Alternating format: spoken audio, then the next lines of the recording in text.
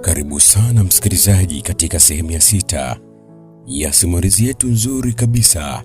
Simulizi ya kusisimua, simulizi yetu inayokwenda kwa jina la Treni ya Kigoma. Simulizi ambayo imetungwa na kusimuliwa kwako na msimulizi mahiri kutoka hapa nchini Tanzania. Naitwa Jonathan Alex. Nambari zangu ni 0741033122. Msikilizaji, kama tunakumbuka vizuri, tulipokuwa tumeishia katika sehemu ya 5, ilikuwa ni pale ambapo tulikuwa tumeshuhudia sasa kibuyu cha pombe alikuwa mbele ya moyo wa njia ambao tulikuwa tayari umekwisha kuamka, na watu wote walikuwa na hofu kweli kweli, kwa sababu moyo wa njia ulikuwa unamtazama kibuyu cha pombe na walikuwa waeleni ambacho kitaweza kuendelea. Ukikumbuka vizuri pia, hata Mzee Nyamkinda pia alikuwa anashangaa kwa sababu hakuweza kufahamu kabisa ni kwa namna gani ataweza kukabiri moyo wa njia. Kilichoendelea katika sehemu ya 5 niko nacho hapa katika sehemu ya 6 ya simulizi hii nzuri kabisa ya Treni ya Kigoma. Simulizi ambayo kweli kweli ni nzuri kweli kweli msikilizaji. Karibu sana tuweze kuendelea na kuburudika kupitia simulizi hii murua kutoka hapa Empire Simulizi.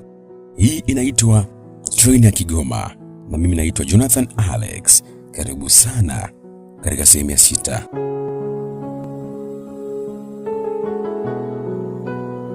Upepo ulioanza kuvuma ulikuwa ni upepo tofauti kabisa, na haukuwa ni upepo wa kawaida hata kidogo. Ulikuwa ni upepo ambao haukubeba baridi tu, lakini ulibeba sauti za kilio cha mbali, kama watu waliokuwa wamefungwa gizani kwa muda mrefu. Gambushi yote ilikuwa imenyamaza kimya. Hata msitu uliokuwa ukizunguka mji huo ulionekana kama umeshikilia pumzi. Jeshi la vivuli liliendelea kusogea mbele, lakini wakati huu alikuwa kama kabla kabisa. Sasa kila kivuli kilikuwa kikitoa sauti za kunongona.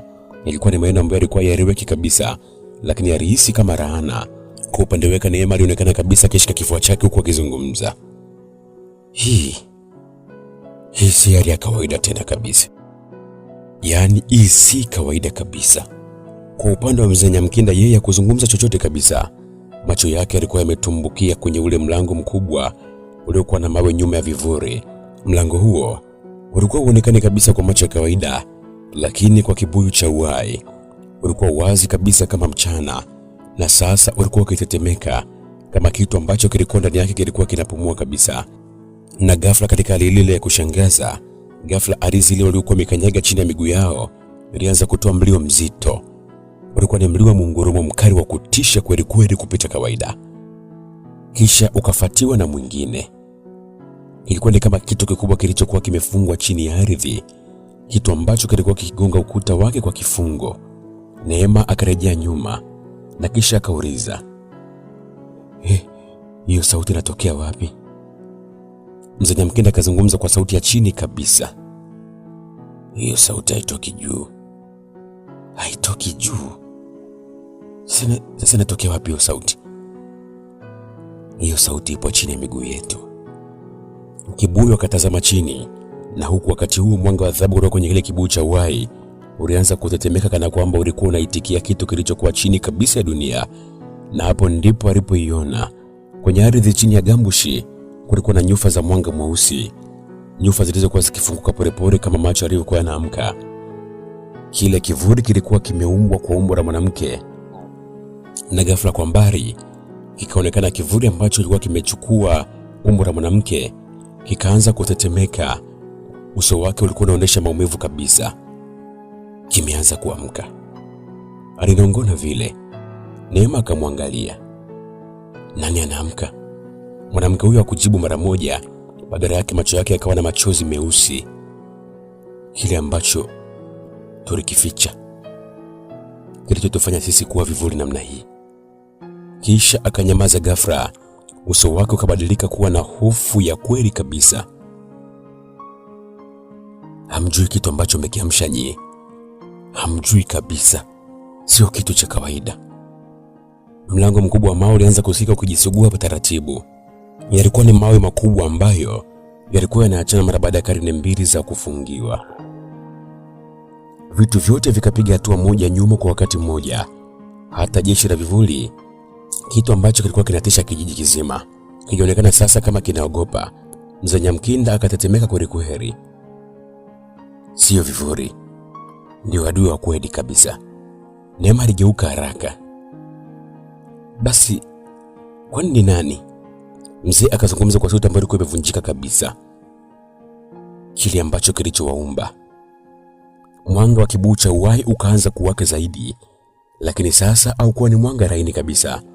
Ulikuwa ni mwanga mkali na usiokuwa ukitulia kabisa, kama vile ulikuwa unajaribu kabisa kupigana kitu ambacho kilikuwa kionekani kabisa. Kibuyu akashikwa kichwa chake. Ninahisi kitu kinaniita. Neema akamshika mkono kibuyu.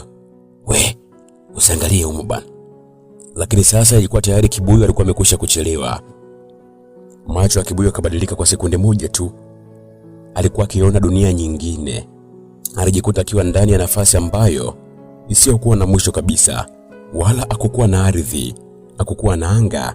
Kulikuwa na giza lenye uzito kabisa, na ndani ya giza hilo kulikuwa na macho, yani maelfu ya macho yakiangalia kwa wakati mmoja.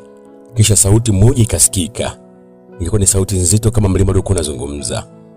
Mwisho wa kufichwa umefika. Kibuyu akajaribu kuweza kurejea nyuma, lakini miguu yake ilikuwa isogei kabisa. Sauti ile ikaendelea kuzungumza. Walinzi walitengenezwa sio kulinda, bali kufunga. Ghafla picha zikaanza kuonekana. Aliona wanawake wa kale wakipiga magoti. Alikuwa akiona damu ilikuwa ikichorwa kwenye ardhi, na kisha kitu kikubwa kuliko mawazo yake kikifungwa chini ya dunia, kikiungwa na hasira, kikifungwa kwa hofu na kikisubiria kwa karne mbili. Kibuyu akarudishwa ghafla, akaanguka chini kwa nguvu. Neema akamshika. We kibuyu wewe, umeona kitu gani huko? Kibuyu akitetemeka akazungumza. Kimeamka.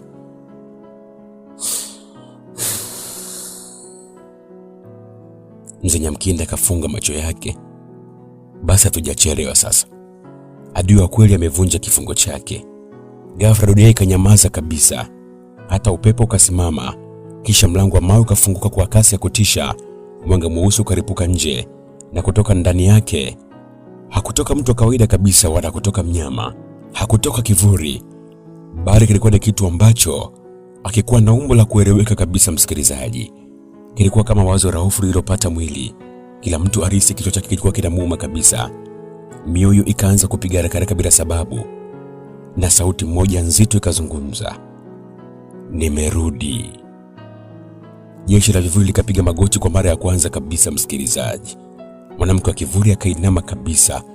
Mzee Nyamkinda akapepesa macho yake kwa hofu ya mwisho. Gambushi imeisha. Neema akamuuliza kibuyu, kitu gani hicho? Kibuyu akazungumza kwa sauti ilikuwa imevunjika kabisa. Hiki ni kiumbe ambacho kimeumbwa kwa laana ya Gambush. Na macho yake yakakutana na giza lililokuwa likitoka kwenye ule mlango. Giza likamwangalia pia kama lilikuwa limemtambua. Giza lililotoka ndani ya ule mlango wa mawe alikuzunguka tu liliangaile. Msikilizaji, liliingia ndani ya nafsi za watu. Gambush yote ilihisi kama pumzi yake ilikuwa imezibwa kwa mikono isiyokuwa inaonekana kabisa.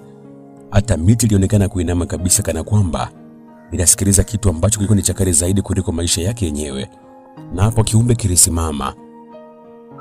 Kama kusimama linaweza kuelezea kitu ambacho hakikuwa na miguu wala mwili wa umbo la kueleweka kabisa. Kilikuwa kimesimama kama upepo. Msikilizaji, kilikuwa na uwezo mzito kiasi kwamba hewa ilianza kuumana kabisa yenyewe. Kabla mtu hajaanza kuzungumza, sauti ilitokea. Ilikuwa itokea mdomoni. Sauti ile, msikilizaji, ilikuwa inatokea kwenye ardhi, kwenye anga na mioyo ya watu kwa wakati mmoja. Ilikuwa ikizungumza. Mnanikumbuka? Neema akaanguka chini kwa magoti. Hii ni nini? Hii ni nini? Mzee Nyamkinda akatetemeka kwa wakati mmoja, kama mtu ambaye alikuwa ameguswa na kifo chake mwenyewe. Kumbukumbu ya mwanzo. Kibuyu akashika kichwa chake kabisa. Msikilizaji, lakini wakati huu hakukuwa na hofu tu ndani yake. Kulikuwa na kitu kingine. Kilikuwa ni kama mwanga wa kitu ambacho kilikuwa kinamfahamu kibuyu kabla hajazaliwa. Ghafla anga lilianza kupasuka kama ngozi iliyokuwa imechanwa. Picha zikaanza kuonekana juu ya anga la Gambushi. Zilikuwa ni zama za kale, kabla mji hujaraniwa, mji huu wa Gambushi. Msikilizaji, ilikuwa ni kabla ya vivuli, na ilikuwa ni kabla ya kibuyu cha uhai. Kulikuwa na kitu kingine ambacho kiliishi chini ya ardhi. Msikilizaji, kilikuwa ni kiumbe ambacho kilikuwa kinaitwa mzee wa chini ya dunia. Kilikuwa si kitu cha kawaida kabisa, yaani wala si kitu kizuri wala kibaya msikilizaji. Kilikuwa ni chanzo ya nguvu zote, lakini kilikuwa na sheria moja, na sheria hii ni kwamba kila nguvu ambayo ilikuwa inachukuliwa kwa tamaa italeta mlango wa maangamizi. Mfalme wa kale alivunja sheria hiyo. Alitaka nguvu isiyokuwa na mwisho kabisa, alitaka kuishi milele. Alipojaribu kuiba chanzo hicho, ardhi ililia kwa mara ya kwanza, na kitu ambacho kilitokea baada ya hapo kilibadilisha historia nzima kabisa ya Gambushi. Kiumbe cha chini ya dunia akikuweza kabisa kumuua mfalme mara moja, badala yake kilifanya kitu kuwa kitu cha kutisha zaidi. Kilitoa sehemu ya giza lake. Hapo ndipo vivuli vya Gambushi vilipozaliwa. Ilikuwa si wanadamu wala sio mizimu kabisa, bali alikuwa ni makosa ya nguvu ambayo ilikuwa imetumiwa vibaya. Na ili kuficha kosa hilo, walinzi wa njia walijitolea kabisa. Walijifunga pamoja na chanzo hicho ili kuweza kukifunga milele. Lakini walikuwa wamekwisha kuchelewa kabisa, kwa sababu sehemu moja ya kiumbe hicho ilibaki ikiwa hai kabisa. Ilikuwa ikisubiri, ilikuwa ikikua ndani ya kifungo, ilikuwa ikijifunza. Ghafla picha zikaanza kupotea. Gambushi karejea kwenye giza la sasa hivi, lakini sasa kila mtu alikuwa amebadilika kabisa, wala hakuna aliyekuwa na uhakika kama bado alikuwa yuko hai au tayari amekwisha kufikia mwisho wake. Kiumbe kilizungumza tena. "Mlinifunga, si ndio?" Sauti ile ilikuwa ikitikisa anga zima la Gambushi. "Mlijifunga nanyi pia." Neema akapiga kelele na huko akizungumza, "Kwa nini umeturudia sasa?" Kimya kilitawala kwa sekunde moja, kisha jibu likaja. Ilikuwa ni jibu ambalo lilikuwa limejaa uzito wa karne mbili, kwa sababu kifungo kilichofunguliwa na wajukuu wa Wasariti. Macho yote yaligeukia kwa Kibuyu. Kibuyu akashtuka kabisa. "Mimi hapa?" "Hamna bana, hapana. Mimi mbona sijui chochote?" Lakini kiumbe hicho kilikuwa kinacheka msikilizaji. Na ukweli ni kwamba kilikuwa sio kicheko cha furaha kabisa, na kilikuwa kinacheka mithili ya sauti za mawe ambayo ilikuwa kivunjika. "Ujui kwa sababu umelindwa na saa hii ya kusahauliwa." Mzee Nyamkinda akasogea mbele kwa tahadhari. "Unamaanisha nini?" Kiumbe kikajibu, "Damu ya walinzi haikufa, ilikuwa imehamishwa tu." Kimya kikubwa kikatawala msikilizaji. Neema akamtazama Kibuyu kwa mshangao. "Usiniambie." Mzee akamalizia kwa sauti ya chini, "Bado damu ya walinzi wa njia ipo duniani?" Kiumbe kikazungumza tena, "Na yule anaishi mbele yenu." Ghafla kibuyu cha uhai kikaanza kung'aa kwa nguvu isiyokuwa ya kawaida kabisa. Lakini wakati huu mwanga ulikuwa hauko safi kabisa. Ndani yake kulikuwa na kivuli, kama kitu ambacho kilikuwa kinapigana ndani yake kwa nguvu yenyewe. Neema akapiga hatua kurejea nyuma. "Kibuyu, kuna kitu kinakotokea." Lakini Kibuyu hakuwa tena sawa kabisa. Macho yake yalibadilika. Alikuwa akiona tena nyuzi za mwanga, lakini sasa zilikuwa zimevunjika sehemu, na kila sehemu ilikuwa imevunjika ilikuwa ikivuja giza. Kiumbe kilikuwa kinazungumza tena kwa sauti ya mwisho, "Funguo mwisho au mtakufa pamoja na giza." Ardhi ikazidi kupasuka zaidi. Vivuli vikaanza kupiga kelele kwa mara ya kwanza, na mlango wa mawe ukafunguka zaidi, ukitoa kitu ambacho hakikuwa kimekamilika kuja duniani msikilizaji. Lakini kabla hakijatoka kabisa, Kibuyu akasikia sauti nyingine ndani yake. Ilikuwa ni sauti ya mwanamke ambaye ilikuwa ni laini sana kupita kiasi, lakini alikuwa ni mwanamke mwenye nguvu. Ilikuwa inazungumza, "Usiogope." Neema akashtuka na kisha akamgeukia Kibuyu na kumuuliza, "Wewe Kibuyu, wewe umesema nini?" Lakini Kibuyu hakuzungumza chochote kabisa. Alikuwa akiendelea kusikia sauti ile ilikuwa ikiendelea kuzungumza ndani yake. "Wewe si mwisho wa laana, wewe ni mwanzo wa kuivunja laana." Ghafla mwanga ukaripuka kutoka ndani yake, na kwa sekunde moja giza likasita. Kiumbe kikanyamaza kabisa, na kwa mara ya kwanza kana kwamba kimehisi kitu ambacho kikutarajia kabisa. Kibuyu akainua macho yake. Sasa hakutetemeka tena, lakini alijua jambo moja tu: vita halisi haikuwa nje, ilikuwa ipo ndani yake kabisa. Kimya kilikuwa ni kizito kuliko mawe ya Gambush, msikilizaji. Kiumbe ambacho kilitoka kwenye mlango wa mawe kilisimama bila kusogea kabisa, kana kwamba kilikuwa kinasikiliza kitu ambacho hakuna mwingine aliyeweza kusikia kabisa. Lakini ndani ya kimya hicho hicho, kibuyu cha uhai alikuwa bado yupo, na tofauti na wengine, yeye hakuwa ametulia kwa hofu kabisa. Alikuwa bado yupo yeye mwenyewe. Kibuyu akavuta pumzi ndefu, kisha akazungumza kwa sauti ya kawaida kabisa.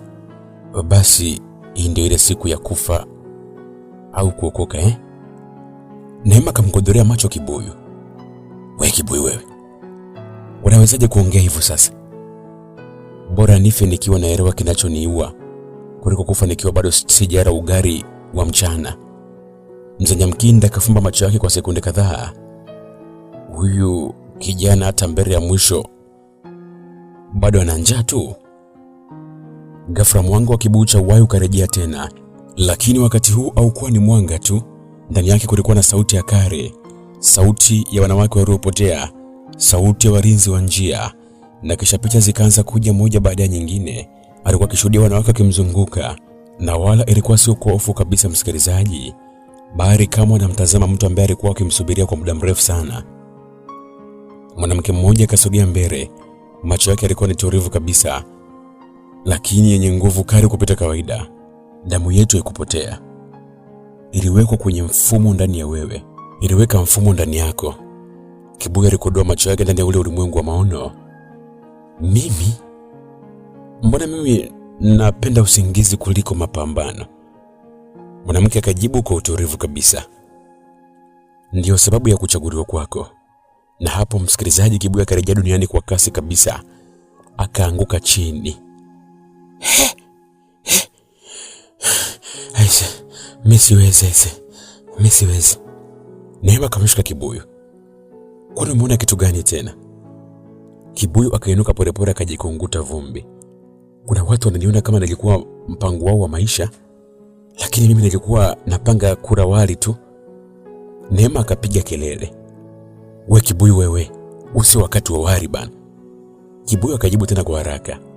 Kwa hiyo hata wali umeniweka pembeni kabisa? Kusema ukweli kabisa, ni laana mbaya kuliko kawaida. Kibuyu akajibu haraka vile. Ghafla ardhi ikatetemeka, kiumbe kikaanza kusogea kidogo mbele.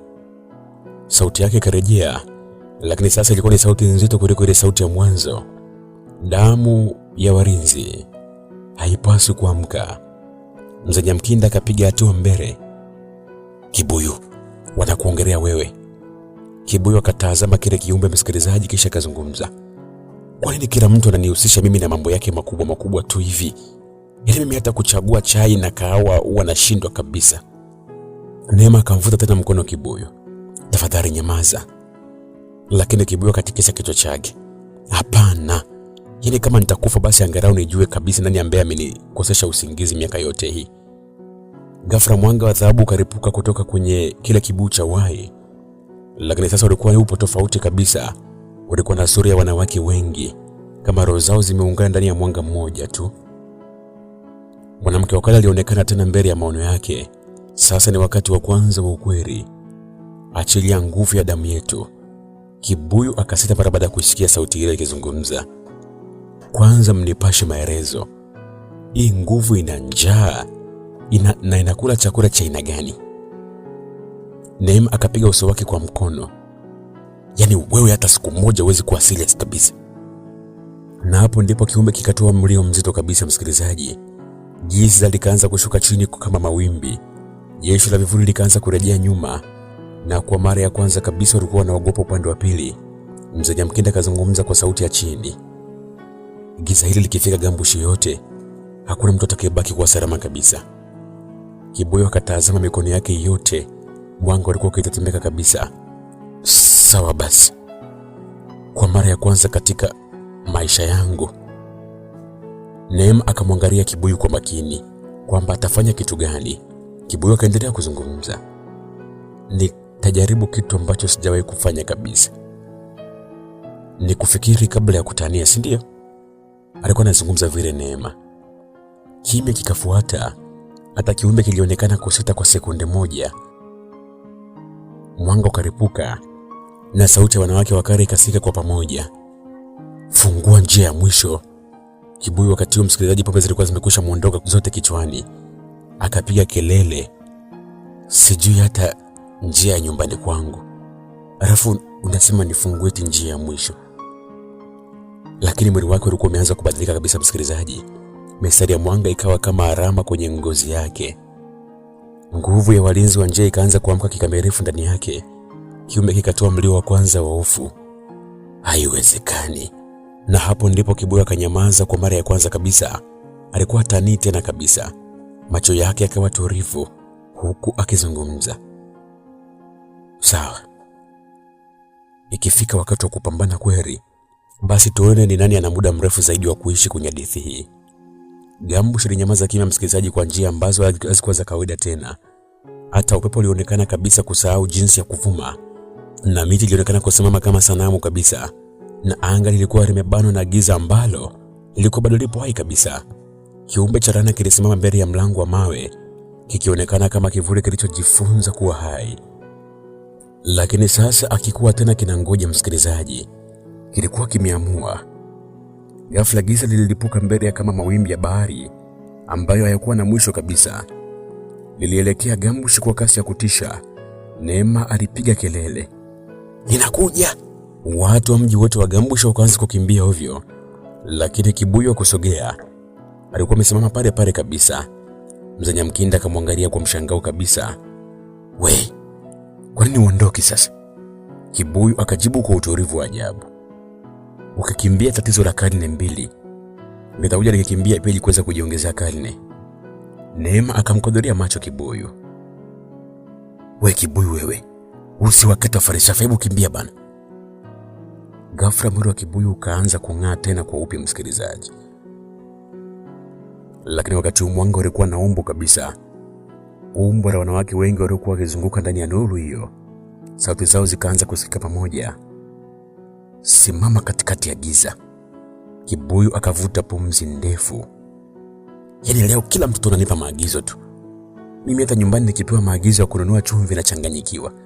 Halafu leo kila sehemu tu ni maagizo, mara kwenye giza, mara sijui mwanga, takataka zote, uchafu wote, mimi mwenyewe sijala." Neema akapiga kelele msikilizaji, "Usianze tena."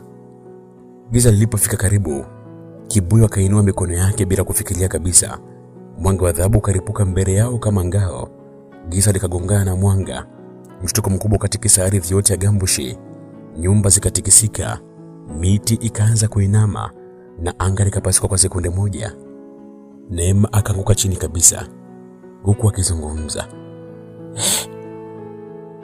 "Hii ni nguvu ya kitu gani sasa?"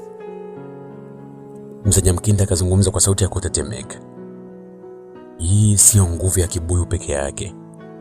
Hawa ni walinzi wa njia, wamerudi kupitia damu yake." Katikati ya giza, sauti nzito ikasikika, "Mwana wa damu, unaipinga asili yako?" Kibuyu akaitikia bila hofu kabisa, "Asili yangu ni kulala na kuepuka matatizo. Kama hiyo nayo ni laana, basi mmenipangia vibaya kweli kweli." Na hapo ndipo Neema alipoinua mikono yake akakikumbatia kichwa chake kwa hofu kabisa. "Hatuko serious kabisa hapa ise." Giza lilianza kushinda polepole msikilizaji. Ngome ya mwanga ilianza kupasuka. Nyufa ndogo ndogo zikaanza kuonekana kabisa. Mzee Nyamkinda akazungumza kwa haraka kweli kweli, "Anavunja ulinzi." Neema akamshika Kibuyu, "We Kibuyu, fanya kitu." Lakini Kibuyu akatazama mikono yake, na kwa mara ya kwanza kabisa msikilizaji, tabasamu lake likapotea kabisa. "Sijui kama naweza." Kimya kikubwa kikafuata msikilizaji, hata giza likasita kwa sekunde hiyo. Ndani ya Kibuyu, sauti ya kale mwanamke karejea tena, "We uogope kifo? Unaogopa kuwa mwenye nguvu, si ndio?" Kibuyu akafumba macho yake msikilizaji, na kisha akazungumza, "Kuwa na nguvu kunahitaji majukumu. Mimi hata majukumu ya kufua nguo huwa nachoka kabisa." Lakini sauti ikaendelea kuzungumza, "Ukiachilia damu yetu kikamilifu, giza hili litapotea." Mwanga ukabadilika msikilizaji. Sio tena mwanga wa dhahabu tu, bali ni mwanga uliokuwa na sauti. Ilikuwa ni sauti za wanawake wengi zikalia kwa pamoja, Gambushi yote kasikia mlio mmoja tu. Walikuwa ni mlio ambao ulikuwa ukizungumza. Mwisho wa vivuli umefika. Kibuyu akainua macho yake tena. Sasa hakuwa anatetemeka tena msikilizaji, lakini bado alikuwa ni kibuyu yule yule. Akazungumza, sawa basi, lakini kama nitapigana vita hii, basi angalau mtu anieleze kama nitalipwa mshahara. Neema akapiga kelele, wewe huwezi kubadilisha vita kuwa biashara bana, hebu fanya kazi huko bana. Kiumbe kikapiga kelele ya mwisho. Giza likajikusanya lote kabisa msikilizaji, na likaja kwa mara ya mwisho kabisa kama mlima uliokuwa unaanguka. Kibuyu akanyanyua mikono yake. Mwanga wa walinzi wa njia ukaripuka kwa mara ya mwisho kabisa, na dunia mbili zikagongana. Na mgongano ule msikilizaji ukazua kishindo kikubwa kweli kweli. Yaani ilikuwa ni boom. Gambushi yote kafunikwa na mwanga usio kueleweka kabisa msikilizaji, na kila kitu kikapotea kwa sekunde moja tu. Mwanga ulipoka baada ya mgongano wa mwisho haukuwa kama mwanga wa kawaida kabisa, au kutoa joto tu wala mwangaza tu. Uliofuta muda kwa sekunde chache kabisa, yaani kama dunia imesahau jinsi ya kuendelea kuzunguka. Gambushi yote ikawa kimya. Ilikuwa ni kimya cha kuzika sauti zote za vita. Polepole vumbi jekundu lilianza kushuka angani. Ilikuwa ni kama mvua ya majivu ndani ya dunia iliyokuwa imechoka kupigana kabisa. Hakukuwa na giza tena pale msikilizaji lilipokuwa limejaa, lakini pia hakukuwa na uhakika wa ushindi msikilizaji. Neema alikuwa ameanguka magotini, mikono yake ilikuwa ikitetemeka kabisa. Kibuyu. Sauti yake ilikuwa ni dhaifu kupita kawaida msikilizaji, lakini hakukuwa na jibu lolote kutoka kwa Kibuyu. Miti iliyokuwa imeinama ilianza kunyooka polepole. Ardhi iliyokuwa imepasuka ilianza kujifunga kama jeraha lililokuwa limepona. Lakini kati ya maajabu yote msikilizaji, kulikuwa na kitu ambacho kilikuwa kimekosekana kabisa. Kilikuwa ni kiumbe cha rana ambacho hakikuonekana kabisa, na jeshi la vivuli pia lilikuwepo tena, kama vile mwezi na mwanga huo kabisa. Mzee Nyamkinda alianza kusimama kwa shida kweli kweli. Haijaisha. Neema aligeuka kwa haraka kuweza kumwelekea Mzee Nyamkinda. Unamaanisha kitu gani tena? Mzee akatazama lile anga na kisha kazungumza. Kama laana ilizaliwa kwa damu na hofu, haiwezi kufa kirahisi namna hii. Katikati ya eneo hilo lililokuwa na uwanja wa vita msikilizaji, kulikuwa na kitu kimoja ambacho kilikuwa kimebakia kabisa. Kilikuwa ni kibuyu cha uhai. Kibuyu kilikuwa kimeanguka chini kabisa msikilizaji, wala hakukuwa na mwanga tena kabisa. Hakukuwa na sauti nyingine ilikuwa ikisikika katika eneo hilo msikilizaji. Neema alikimbia. Haiwezi kuwa hii kabisa. Akaishika. Amka tafadhali, amka. Lakini kibuyu kilikuwa kipo kimya kabisa, kama kimekuwa kitu cha kawaida kabisa. Ghafla upepo mdogo unaanza kuvuma na sauti ikaanza kusikika. Ilikuwa ni sauti ambayo sio ya nje kabisa, bali ilikuwa ni sauti ya ndani ya akili za watu wote katika eneo lile. Ilikuwa ni sauti ya mwanamke mmoja kutoka kwa walinzi wa njia. Ilikuwa ikizungumza, mwanzo umetimia. Neema akashika kichwa chake kabisa kwa mikono yake yote miwili. Sauti hii bado ipo kwenye kibuyu. Mzee Nyamkinda akafumba macho yake. Hiyo si sauti ya vita, hiyo ni sauti ya ukweli kabisa. Ghafla kibuyu kikaanza kung'aa tena msikilizaji, lakini wakati huu hakikuwa ni chombo tena kabisa. Kilianza kupasuka kama ngozi ya kitu kilichokuwa kipwai kabisa. Neema akarejea nyuma kwa hofu kabisa. Hapana, kinavunjika. Mzee akazungumza kwa sauti ya chini kabisa. Hicho sio kibuyu tu, hicho ni kifungo pia. Kila mtu akanyamaza msikilizaji. Kutoka kwenye mwanga mdogo uliokuwa ukichomoza kwenye mipasuko ya kibuyu kile, alijitokeza mwanamke mmoja, na kisha mwingine pia akajitokeza. Na wamui pia msikilizaji, walinzi wa njia pia wakajitokeza. Lakini sasa hawakuwa ni vivuli kabisa, walikuwa ni watu halisi. Mmoja wao akatazama anga na kisha kazungumza. Tumefunguliwa tena. Neema akashangaa. Kwani nyinyi mpo wapi miaka yote hii?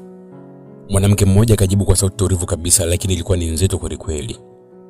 Hatakuwa tumefungwa ndani ya kibuyu tu, tulikuwa tumefungwa ndani ya mwisho wa vita. Ghafla kibuyu msikilizaji, ambaye muda wote alikuwa amezimia chini, akaanza kutikisika na akaanza kuzindua kutokea kwenye usingizi mzito wa kuzimia. Mwili wake ukaanza kubadilika, Alikuwa si binadamu wa kawaida tena kama mwanzo, msikilizaji, bali alikuwa ni kama mlango. Neema akalia huku akimuita Kibuyu. Kibuyu. Lakini macho yake akafunguka polepole, msikilizaji, na ndani yake hakukuwa na hofu tena kabisa, bali kulikuwa na ufahamu mzito kupita kawaida. Akazungumza kwa sauti ya chini.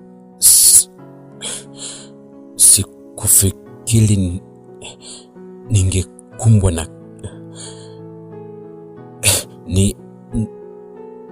ningekumbukwa kama kitu cha kufungua milango.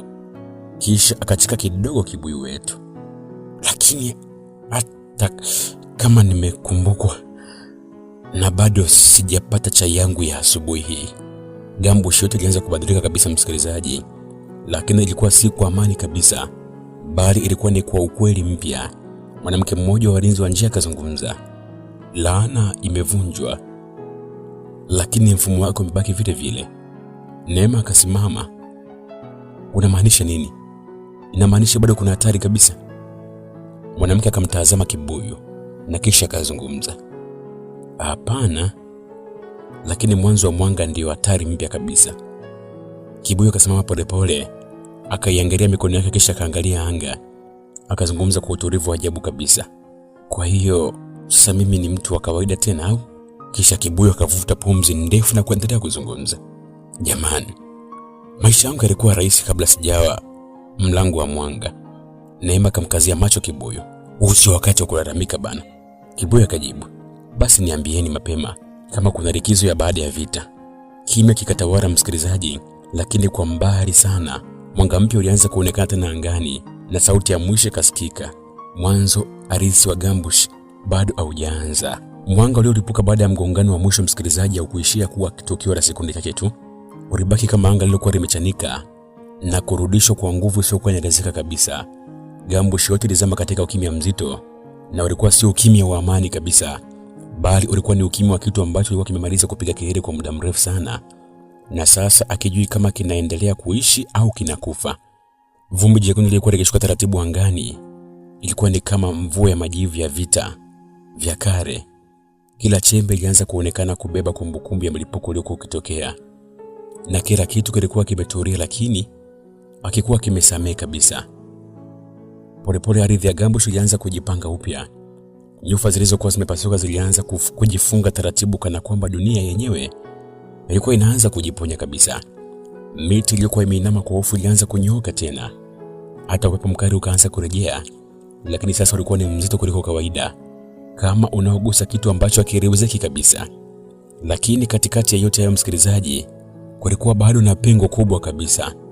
Hakukuwa na jeshi la vivuli, wala hakukuwa na kiumbe cha laana kilichokuwa kinajulikana kama chanzo cha hofu. Na hilo ndilo lilikuwa limefanya watu wote wasiamini kabisa kama vita ilikuwa imeisha au imebadilika sura tu. Neema alikuwa amepiga magoti karibu na pale ambapo kibuyu cha uhai kilikuwa kimeangukia. Mikono yake ilikuwa ikitetemeka alipokishika kwa tahadhari kama anaogopa kukivunja. Kibuyu, tafadhali usinifanye niamini kama umekwisha. Lakini bado hakukuwa na jibu, wala hakukuwa na mwanga ulikuwa ukitokea kwenye kile kibuyu cha uhai, wala kulikuwa hakuna mtikisiko kabisa, msikilizaji. Kibuyu cha uhai kilionekana kama chombo cha kawaida kabisa kilichoachwa baada ya dhoruba. Neema akameza mate kwa shida. Hii haiwezekani kuwa mwisho wako kabisa, kibuyu cha uhai.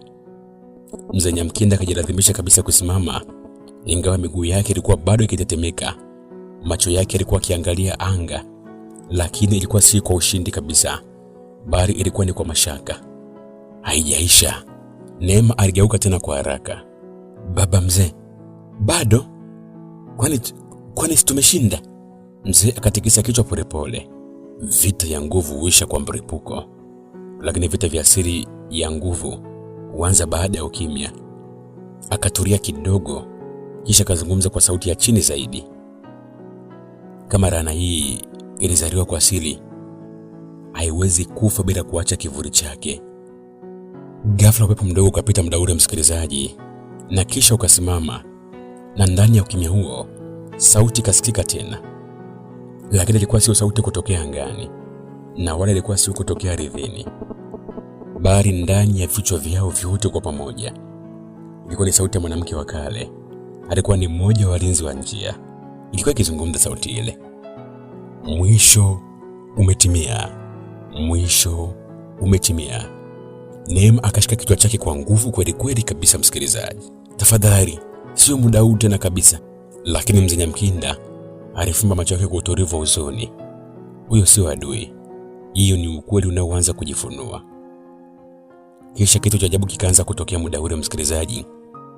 Kibuyu cha waya kilichokuwa kimetulia chini kilianza kutoa mwanga hafifu sana kutoka kwenye mipasuko iliyokuwa imeonekana midogo midogo muda ule. Lakini mwanga huo haukuwa ni mwanga wa kusherehesha kabisa. Ulikuwa kama kitu ambacho kilikuwa kinapumua kwa mara ya kwanza mara baada ya karne nyingi kuweza kufungwa. Neema akarejea nyuma kidogo na kisha akazungumza. Kibuyu kinapumua? Mzee Nyamkinda akazungumza kwa sauti ya chini. Ndiyo, akikufa kabisa. Kilikuwa tu kimebadilishiwa hali yake. Ghafla mpasuko mmoja mdogo kwenye kile kibuyu ukafunguka zaidi msikilizaji. Na kutoka humo akikutoka kitu cha kutisha kabisa. Bali ulikuwa ni mwanga uliokuwa umetulia. Kisha mwanamke mmoja akatokea taratibu. Akaangalia dunia. Akaiangalia Gambushi. Kisha akavuta pumzi ndefu. Alikuwa ni kama mtu ambaye alikuwa amerejea kutoka mahali ambapo ilikuwa ni mbali sana kupita kawaida. Na kisha akaanza kwa kuzungumza. Tumefunguliwa? Neema akashangaa msikilizaji. Kwani nyinyi mpo kweli? Mwanamke alimgeukia na kisha akazungumza. Ndiyo, hatakuwa tumekufa. Tulikuwa tupo katika sehemu ya kifungo tu. Kisha akamtazama kibuyu. Na kifungo kimefikia mwisho wake. Mzee Nyamkinda akasogea mbele kwa hatua nzito. Kisha akazungumza. Sasa niambieni ukweli. Kibuyu hiki ni nini hasa? Mwanamke huyo msikilizaji akamwangalia kibuyu moja kwa moja. Hiki kibuyu si chombo cha kawaida tu. Kibuyu hiki ni mlango uliovaa sura ya kitu cha kawaida kabisa, ili usiweze kuonekana katika hali ya kawaida.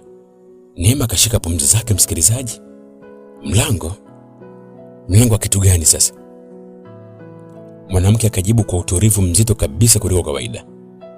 Mlango wa kufunga na kufungua asili ya laana yenyewe. Hapo kila mtu alikuwa akishangaa kabisa msikilizaji. Ghafla anga lilianza kubadilika tena.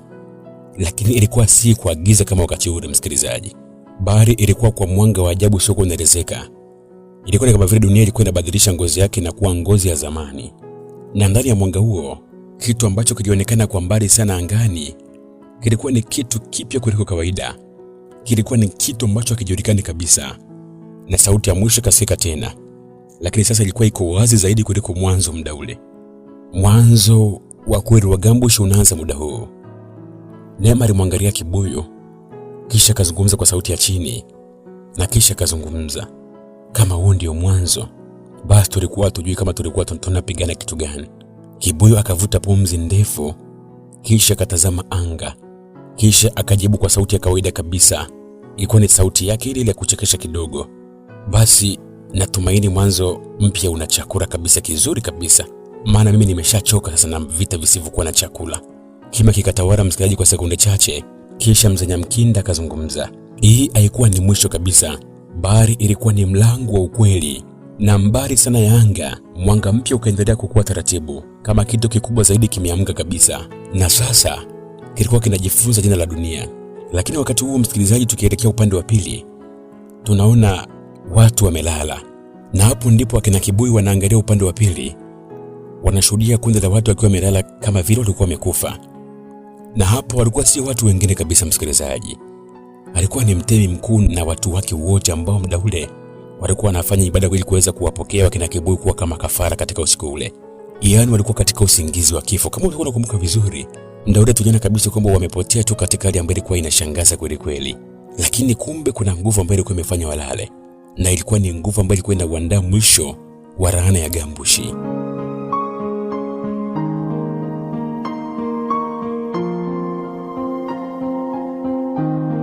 Mpenzi msikilizaji, na huu ndo mwisho wa simulizi yetu nzuri kabisa, simulizi ya Treni ya Kigoma. Simulizi ambayo imetungwa na kusimuliwa kwako nami msimulizi naitwa Jonathan Alex. Nambari zangu ni 0741 033 122. Kwa jinsi inavyoonekana hapa kwamba ile vita kumbe bado haijaisha. Inawezekana kabisa kwamba vita ya Gambushi inaendelea. Kumbe hapa kuna muendelezo wa simulizi hii ya Treni ya Kigoma. Sasa basi, mara baada ya kumaliza simulizi hii ya Treni ya Kigoma, baada ya siku kadhaa, nitakuletea mwendelezo wa simulizi hii ya Treni ya Kigoma, yaani Treni ya Kigoma Season 2. Mimi naitwa Jonathan Alex na hii ni Empire Simulizi. Tafadhali subscribe hapa Empire Simulizi ili uweze kuwa kwanza kupata simulizi mpya kila siku hapa Empire Simulizi. Na simulizi inayofuata hapa msikilizaji itakuwa inaitwa Barabara ya Kifo. Simulizi ambayo inakuja hivi suni kabisa inaitwa Barabara ya Kifo. Nini ambacho kitafanyika hapa au nini ambacho kitakuwa kinasimuliwa katika simulizi ya Barabara ya Kifo?